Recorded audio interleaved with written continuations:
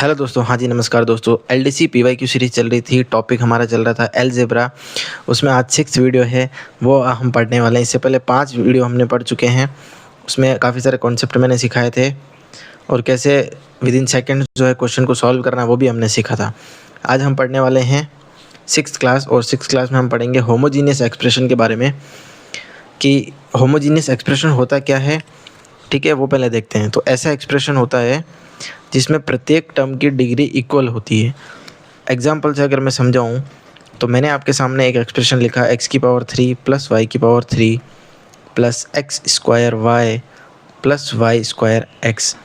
अब देखो यहाँ एक टर्म ये रही, एक टर्म ये रही, एक ये रही, ये रही, टोटल 4 टर्म है। अब होमोजीनियस एक्सप्रेशन उसको बोलेंगे जिसमें प्रत्येक टर्म की डिग्री जो है वो सेम होनी चाहिए या इक्वल होनी चाहिए। यहाँ इस टर्म की डिग्री कितनी है 3, इसकी भी कितनी है 3, यहाँ कितना है 2 और y की हो गई 1, 2 और 1 कितना हो गया 3, यहाँ भी डिग्री 3 है, यहाँ भी डिग्री 3 है। यानी क्या है, ये एक होमोजीनियस एक्सप्रेशन है। अब इस होमोजीनियस एक्सप्रेशन की डिग्री निकालनी कैसे, उस टाइप के क्वेश्चन हमें पूछे जाते हैं। तो इसमें हमें 3 बातें ध्यान रखनी है। सबसे पहली बात, फर्स्ट और इम्पोर्टेंट बात की मल्टीप्लाई और डिवीज़न जो होता है ना, ये सबसे पहला ये लिखो कि प्लस व माइनस के बाद टर्म को इग्नोर करना है, इग्नोर करें। सेकंड बात आपको याद रखनी है कि मल्टीप्लाई में ऐड और डिवाइड में सब्ट्रैक्ट करेंगे। क्या सब्ट्रैक्ट करेंगे और कैसे, वो क्वेश्चन के बारे के माध्यम से समझेंगे।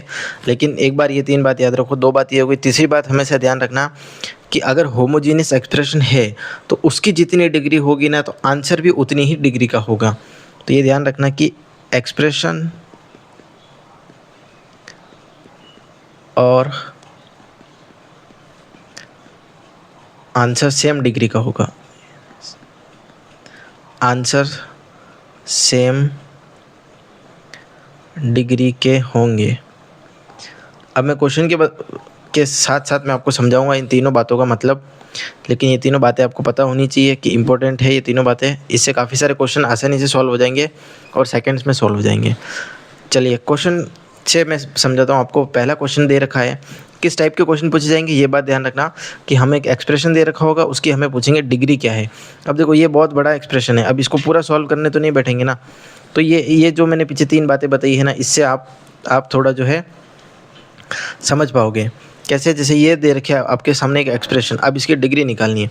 तो मैंने क्या बोला, प्लस और माइनस के बाद जो भी टर्म्स होती है उसको इग्नोर कर दो।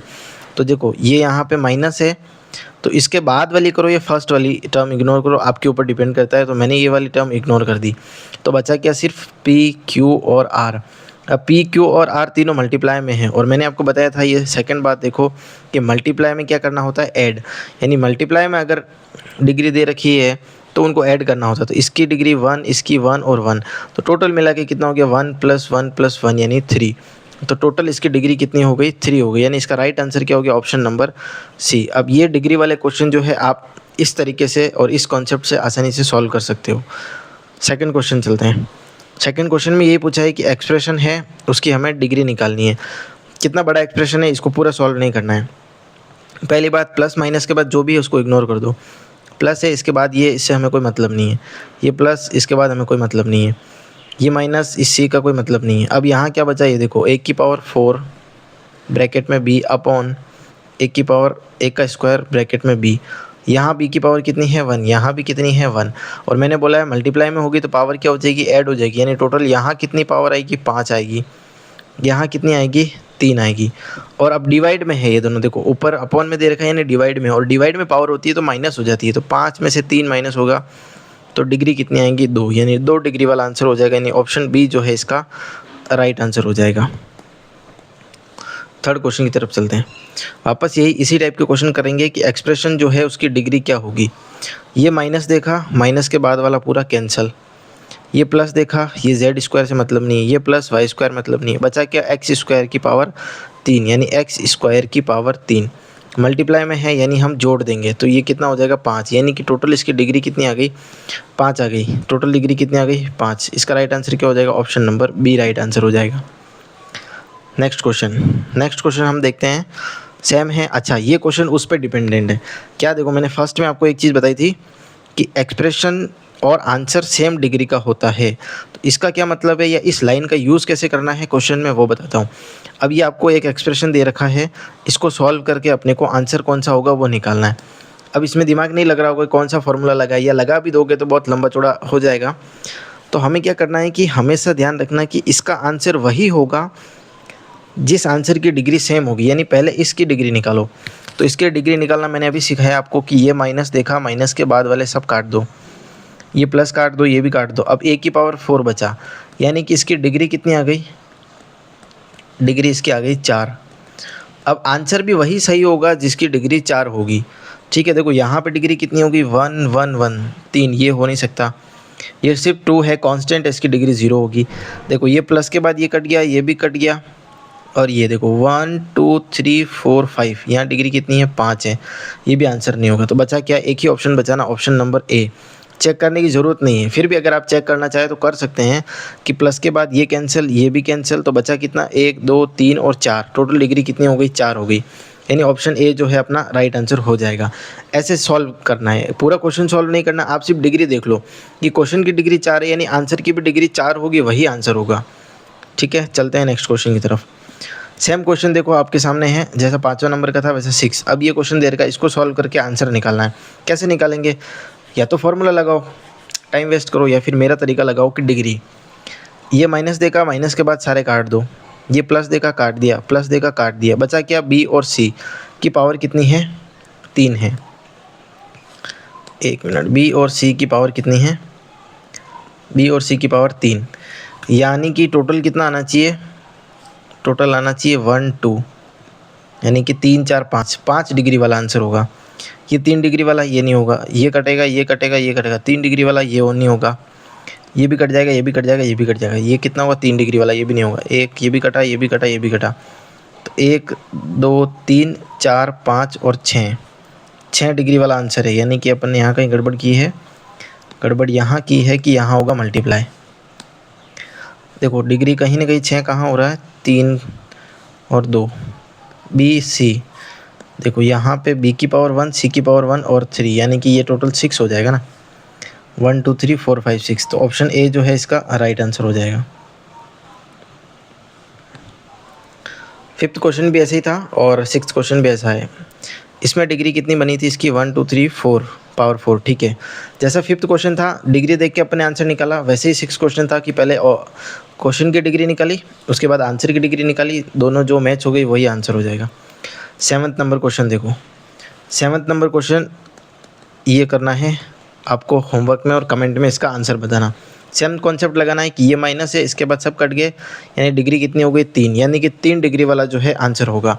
अब देखो इसमें एक चीज़ ध्यान रखना, मैं ही बता देता हूँ इसको, इसमें एक चीज़ ध्यान रखना कि मैंने आपको बताया था होमोजीनियस इक्वेशन होनी चाहिए, यानी कि होमोजीनियस एक्सप्रेशन क्या होता है जिसमें पावर जो है वो हर टर्म की सेम होनी चाहिए। तो ये तो आंसर हो ही नहीं सकता, मैंने काट दिया। क्यों नहीं हो सकता, क्योंकि यहाँ इस एक्सप्रेशन की पावर 3 है और इसकी 2 है, यानी ये तो होमोजीनियस एक्सप्रेशन ही नहीं है, तो आंसर होगा कैसे, नहीं होगा। यहाँ देखो डिग्री 3 चाहिए, ये नहीं है। अब यहाँ देखो ये भी होमोजीनियस नहीं है, यहाँ 3 है, यहाँ 2 है, इसका मतलब ये भी होमोजीनियस नहीं है। तो एक ही ऑप्शन बचा, ऑप्शन नंबर डी। इसमें अगर आप डिग्री चेक करोगे तो 3 मिलेगी आपको। देखो a की पावर 3 है, यानी यहाँ तो डिग्री 3 ही है, यहाँ 2 और एक 3, टोटल मिला के कितना हो गया 3। ये 4 कांस्टेंट है, कांस्टेंट की कोई डिग्री नहीं होती, उसको हम नहीं देखते। तो इसका राइट आंसर क्या हो जाएगा, ऑप्शन नंबर डी जो है इसका राइट आंसर हो जाएगा। 8 क्वेश्चन की तरफ चलते हैं। 8 क्वेश्चन में अपन ने देखा कि प्लस के बाद ये कटा, यानी डिग्री कितनी आ गई, डिग्री कितनी आ गई 3 आ गई, यानी कि 3 डिग्री वाला जो है इसका आंसर होगा। अब देखो क्या ये होमोजीनियस है क्या है, पहले ये देख लो। 3 डिग्री वाला आंसर होगा, इसका मतलब देखो प्लस के बाद ये कटा, ये कटा, ये कटा, ये सब काट दिया। अब क्या बचा इधर, a स्क्वायर 2/3, यानी कि ये कितना होगा 4/3, यानी ये आंसर नहीं हो सकता। फिर यहाँ क्या बचा, यहाँ भी सेम वही बचेगा, ये भी आंसर नहीं होगा। यहाँ कितना बचेगा देखो ए स्क्वायर की पावर 3/4 यानी कि 2 से ये कटेगा 2 बार, तो ए की पावर 3/2, तो ये भी आंसर नहीं होगा। तो एकमात्र आंसर अपना क्या हो जाएगा, ऑप्शन नंबर डी हो जाएगा। बिना चेक किए मैं आंसर बता सकता हूँ, फिर भी आप चेक कर लो कि ए स्क्वायर जो है उसकी पावर 3/2 है, यानी ये 2 से 2 कैंसिल, तो ए क्यूब बचा, यानी डिग्री कितनी हो गई, 3 हो गई। तो यानी ये आंसर आपका राइट हो जाएगा। तो वो जो मैंने लाइन आपको बताई थी कि जो क्वेश्चन की डिग्री होगी, अगर आंसर की डिग्री से मैच करोगे ना तो आपका आंसर निकल जाएगा, अदरवाइज़ तो आपको पूरा सॉल्व करना पड़ेगा, उसमें काफ़ी टाइम वेस्ट हो जाएगा। तो ये आपको कॉन्सेप्ट याद रखना है। क्वेश्चन नंबर 9 देखो। क्वेश्चन नंबर 9 में देखो CDS का PYQ, इससे पहले भी सारे थे जो PYQ ही थे। कोई LDC में आया हुआ PYQ था, कोई राजस्थान किसी दूसरी भर्ती में आया हुआ था। ये एक CDS का लेके आया हूँ 2025 का लेटेस्ट। इसमें देखो सिंपल सी बात है कि प्लस से पहले वाला इग्नोर, प्लस से पहले वाला इग्नोर, माइनस से पहले वाला इग्नोर, बचा क्या 3। 3 एक क्या होता है, कांस्टेंट होता है। कांस्टेंट की डिग्री कितनी होती है, 0। कांस्टेंट की डिग्री कितनी होती है, 0, यानी कि इसका राइट आंसर क्या हो जाएगा, 0। ए जो है इसका राइट आंसर हो जाएगा। ठीक है, बस इतनी सी बात है, बाकी पूरा सॉल्व करना ही नहीं है। देखो मैंने जो बताया तरीका वो कितना आसान हो गया। किसी प्लस माइनस के बाद वाले टर्म्स काट दो, मल्टीप्लाई में हो तो ऐड कर दो, डिवाइड में हो तो माइनस कर दो, और फिर देख लो आंसर में कि किसकी डिग्री क्या आ रही है। यहाँ हमने देखा कि कांस्टेंट है, कांस्टेंट की डिग्री 0 होगी, इसका मतलब राइट आंसर 0 होगा। क्वेश्चन नंबर 10 की तरफ चलते हैं। यहाँ देखो अब क्या करना है, हमें वही तरीका लगाना है। क्वेश्चन की डिग्री निकालो, ऑप्शन की डिग्री चेक करो, वही इसका राइट आंसर होगा। दोनों जो सेम वाली डिग्री होगी वही आंसर होगा। प्लस के बाद ये पूरा कटा, प्लस के बाद ये पूरा कटा, प्लस के बाद ये सी माइनस, ये कट गया, ये भी कट गया। अब बचा क्या, ए क्यूब अपॉन नीचे ए और ए से मल्टीप्लाई ए स्क्वायर। अब ये डिवाइड में है, यानी कि ये माइनस हो जाएगा, यानी कि इसकी डिग्री कितनी आ जाएगी, इसकी डिग्री आ जाएगी 1। डिग्री आ गई इसकी 1, यानी कि वही ऑप्शन सही होगा जिसकी डिग्री 1 होगी।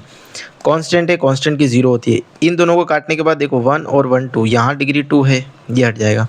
इसको काटा, ए बचा, ए की डिग्री 1 है, और यहाँ डिग्री 1 2 3, यानी टोटल कितना है 3, यानी ये भी नहीं होगा।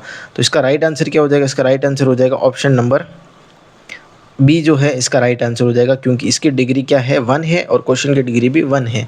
तो डिग्री वाले इस फॉर्मूले से आप जो है कितने भी बड़े क्वेश्चन जो है उसका निपटारा कर सकते हो विदिन सेकंड में, वरना सॉल्व आप करने जाओगे तो काफ़ी टाइम वेस्ट हो जाएगा। ठीक है, तो ये 10 क्वेश्चन जो है मैंने आपको होमोजेनियस एक्सप्रेशन क्या होता है वो बताया, और कैसे होमोजेनियस एक्सप्रेशन में सिर्फ 3 बातों से आप क्वेश्चन का सॉल्व कर सकते हैं। तो ये थी वीडियो आज की। थैंक यू सो मच, धन्यवाद। मिलते हैं नेक्स्ट वीडियो में।